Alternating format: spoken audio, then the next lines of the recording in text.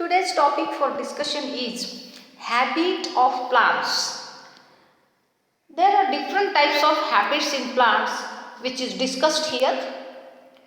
That is, habit is the natural place of plant where it occurs.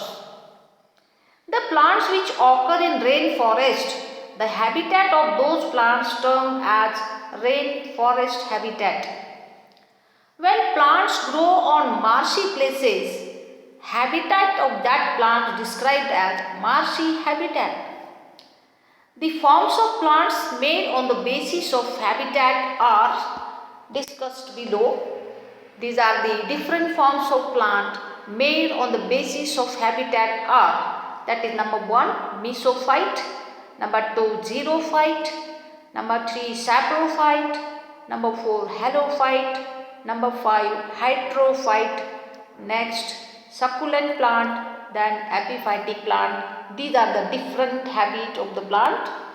And autotrophic plants, heterotrophic plant, epiphytic plants, fours, eporamous plants. All these are the different habits of the plants. Let us discuss mesophyte, mesophytic habit.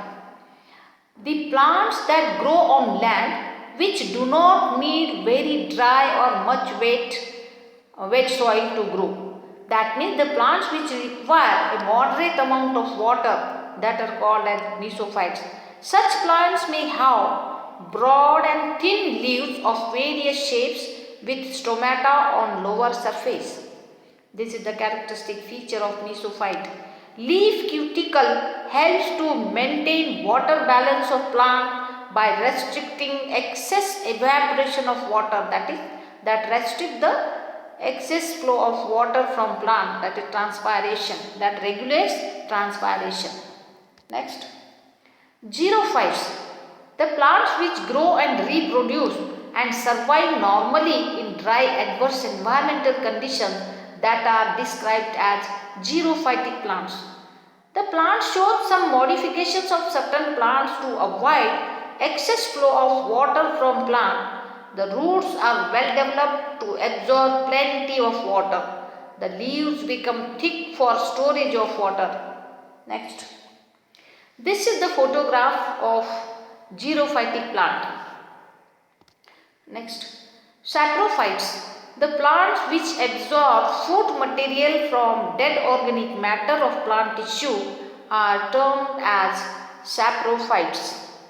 Next, halophytes, the plants which can normally survive in soil, contain high quantity of salt, are termed as halophytes. The plants which grow in salty water, salty soil, those are called halophytes. The halophytes have special features. The halophytes produce some special modifications to adopt in salty soil. The nematophore are the roots of plants growing close to seashore, helps in respiration of the plant. And the nematophores are negatively geotrophic roots which come out of the soil surface to exchange of gases for respiration of the plant. These are the characteristic features of halophyte. Next, hydrophytes or aquatic plants.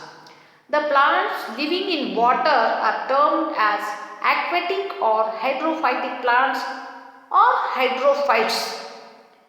Many of the algal plants, certain angiospermic plants, show aquatic habit. The plant may be floating, or it may be submerged, or it may be present at the bottom of the water, but the habit of the plant is considered as aquatic. The plants do not grow on land, which grow and survive in water, are termed as hydrophytes. Hydrophytes are widely distributed than land plants. Next, this is the hydrophytic plant and shown in the photograph. This is one of the hydrophyte which grow in water. Next, succulent plant. The water storing plant is termed as succulent.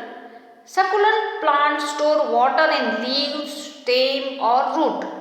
Such plant can easily tolerate to adverse environmental conditions. The plant which grow in presence of scanty of water are termed as succulent or xerophytic plant. These are also called as xerophytes or xerophytic plant. The succulent plants show great modification to adopt the drought or adverse environmental conditions. Next, epiphytic plant. Epi means upon, phyta means plant. The plant which grow on the branches of large trees are termed as epiphytic plants. Epiphytes are commonly occurring in evergreen forests of the world. The epiphytes absorb water from moist air.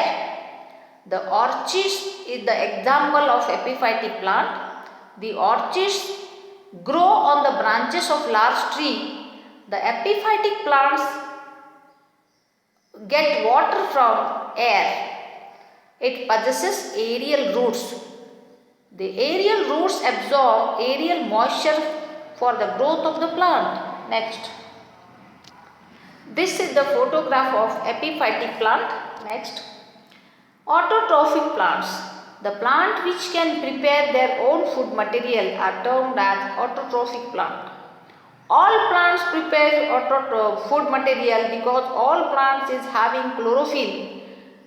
Besides some angiospermic parasitic plants, the chlorophyll is there in those plants, but because of some mineral deficiencies, they are parasites. And all those plants containing chlorophyll which can capture solar energy and convert it into chemical energy, such plants are described as autotrophic plants. Next, heterotrophic plant. The plants which do not prepare their own food material, they are dependent on other plants for food. Such plants are described as or termed as heterotrophic. The angiospermic parasites are dependent on higher plants for their requirement of certain minerals. Such plants are described as heterotrophic plants. For example, Striga or Loranthus cuscuta, these are the plants which are heterotrophic in nature. Next, epiploidic plant. The plants which grow on bark of the large trees.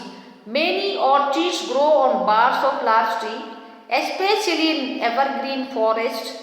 The habit of such plants is also termed as epiploidic. Okay. And also these are called as epiphytic plants. Next, forbs. It is one type of habit of the plant. The plants that grow on grasslands are described as forbs. Next, euphorbium habit, that is the plant that are living in rivers or streams, is termed as euphorbium plants. This is one type of habit of the plant. Next. Thank you very much. Save trees, save earth.